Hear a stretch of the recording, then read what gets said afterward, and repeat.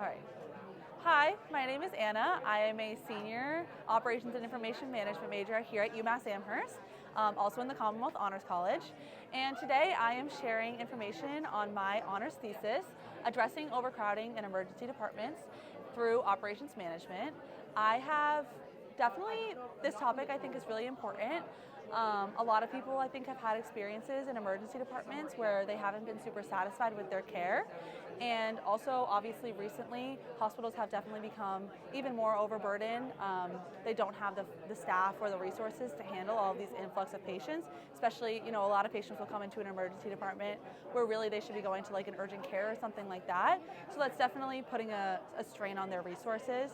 But operations management techniques definitely offer unique and innovative perspectives to operations in emergency departments without having to spend a ton of money to expand facilities or hire more people, for example. So I looked at three main methods that hospitals could choose to implement, including mathematical modeling, lean thinking, and simulation modeling. Mathematical modeling is a little bit more complex. It typically requires someone who has expertise in math, maybe a math PhD, to actually build that system, to actually build that model and interpret it for us. Lean thinking is a little bit challenging as well because it requires an organizational culture that really values efficiency and values improvements, as well as valuing, as well as valuing employee feedback and improvement ideas. So a lot of times with lean thinking, we'll take ideas from people that work on the front lines, and those will be implemented to make small changes that end up being big, really big and impactful.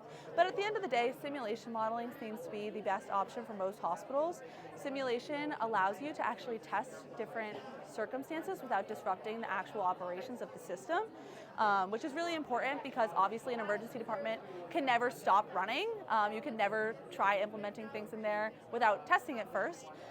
So simulation is really a great option. It also kind of combines mathematical modeling and lean thinking because it allows for employee engagement and employees can kind of share their thoughts, while also the math is built into this. So once you run the system, you get information. Once you run the system or the simulation that you build, you get information including, how utilized my resources are, how many patients are going through the system each day, how long are people waiting in queues, those types of things.